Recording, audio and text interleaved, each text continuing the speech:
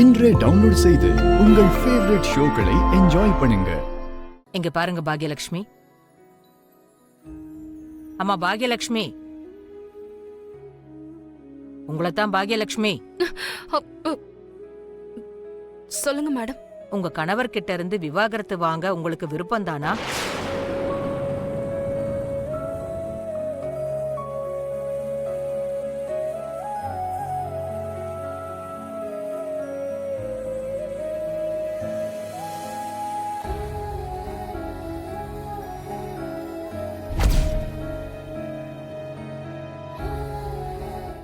சொல்லுமா, உன் கணவரை விட்டு நிரந்தரமா பிரியணும்னு நீ நினைக்கிறியா?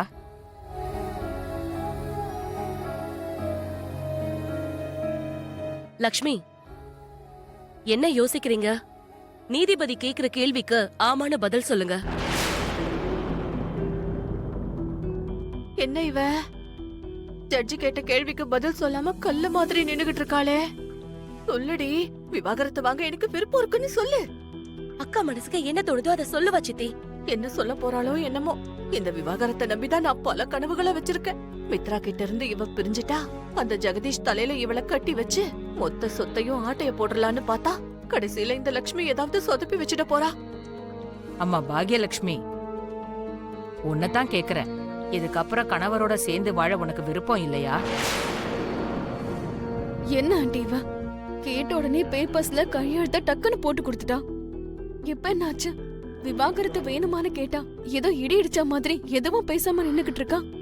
அதுதான் எனக்கு ஒண்ணு புரியல மனிஷா. ஆமா, இவ மனசுல என்ன நினைக்கிறா? மித்ராவை விட்டு பிரியற நோக்கம் அவளுக்கு இல்லையோன்னு எனக்கு தோணுது.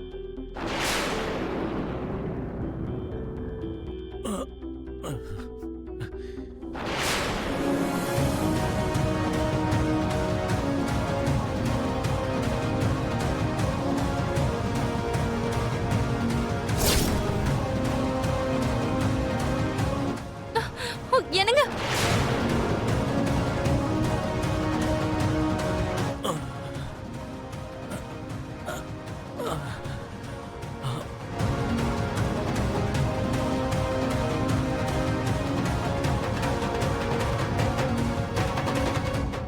என்னங்க?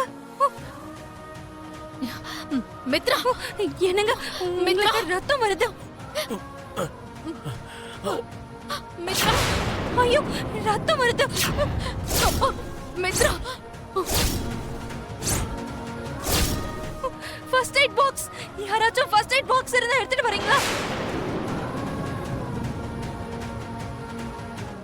மித்ரா. 6 மாசம் முடிஞ்ச பிறகும் உனக்கு விவாகரத்து வேணும்னு தோணுச்சுன்னா அப்ப இந்த கோர்ட்டுக்கு வரலாம்.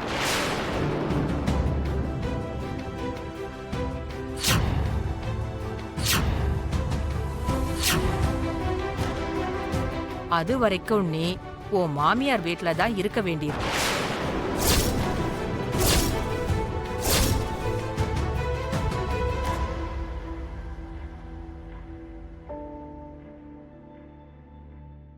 உன் கணவரோட தான் உன் வாழ்க்கையை நீ வாழ வேண்டியிருக்கு. அடுத்த 6 மாசத்துக்கு ஒரு டீம் உங்களை வாட்ச் பண்ணிக்கிட்டே இருக்கும். நீங்க எப்படி நடந்துக்கிறீங்கன்னு உங்களை கவனிச்சுக்கிட்டே இருப்பாங்க.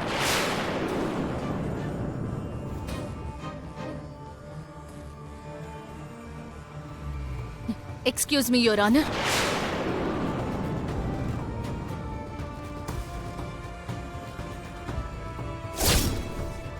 பிரியணும்னு முடிவு பண்ணதுக்கு அப்புறம் தான் அந்த பொண்ணு டைவர்ஸ் பேப்பர்ஸ் அனுப்புனேன். அப்படி இருக்கும்போது திரும்ப சேர்த்து வைக்கணுங்கிற முயற்சி எதுக்கு பண்றீங்க மேடம்? இங்க பாருங்கம்மா, உணர்ச்சி வசப்பட்டு எடுக்கிற அவசர முடிவுகளை இந்த கோர்ட் என்னைக்குமே அனுமதிக்காது. அவங்க எடுத்த முடிவுக்கான மதிப்பை, அவங்களுக்குள்ள இருக்கிற உறவோட மதிப்பை அவங்க புரிஞ்சுக்கணுங்கிறதுக்காக கோர்ட் கொஞ்சம் கால அவகாசம் கொடுக்கும். இப்பவும் அதுதான் நடந்திருக்கு. கோர்ட் கொடுத்த தீர்ப்பை நீங்க எல்லாரும் மதிக்கணும். இந்த 6 மாசம் வரைக்கும் பாக்யலட்சுமிக்கு அவ மாமியார் வீட்ல யார் மூலமாவும் எந்த பிரச்சனையும் ஏற்படக்கூடாது. எந்த விதமான கொடுமைக்கோ அந்த பொண்ணு ஆளாக கூடாது. அப்படி ஏதாவது நடந்தா சம்பந்தப்பட்டவங்களுக்கு உரிய தண்டனை விதிக்கப்படும்.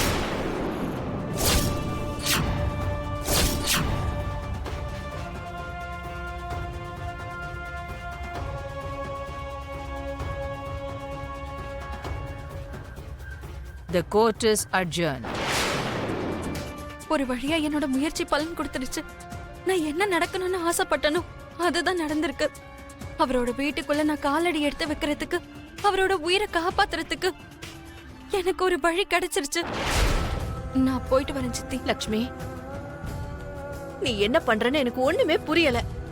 எந்த விஷயத்துல சித்தி? மித்ராவை பிரியணுன்றதுக்காக தானே விவாகரத்து கேட்டு கையெழுத்து போட்டு கொடுத்த. கோர்ட்டுக்கு போற வரைக்கும் சைலண்டா இருந்த.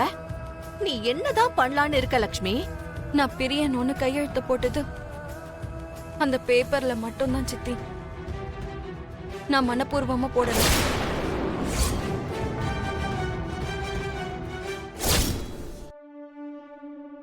அப்படின்னா எல்லாரும் பிரியறதுக்காக விவாகரத்து கேட்பாங்க. நான் சேரணுங்கிறதுக்காக கேட்டேன், அவ்வளவுதான்.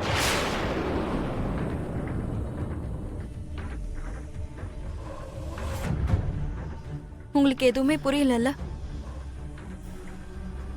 நீங்க தானே சொன்னீங்க சித்தி, விவாகரத்துல கையெழுத்து போட்டா 6 மாசத்துக்கு அப்புறம் தான் அது அனுமதிக்கப்படும்னு.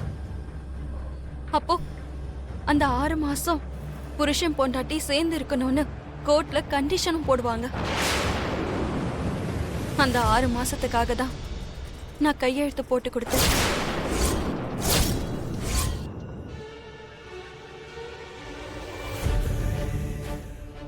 என்னோட புருஷனை நான் எப்படியாவது காப்பாத்தி ஆகணும். அவரை எந்த ஆபத்தும் சூழ்ந்துராம பாத்துக்க வேண்டியது என்னோட கடமை. ஆனா அந்த வீட்டுக்குள்ள போற வரைக்கும் எனக்கு அப்படி ஒரு வாய்ப்பு கிடைக்காது. என்னோட மாமியார் என்னடான்னா என்ன அந்த வீட்டுக்குள்ளேயே போக விட மாட்டேங்கிறாங்க. அதனாலதான் அந்த வீட்டுக்குள்ள போகணும்னா எனக்கு ஒரு வழி தேவை. அந்த வழிதான் இந்த விவாகரத்து வழி.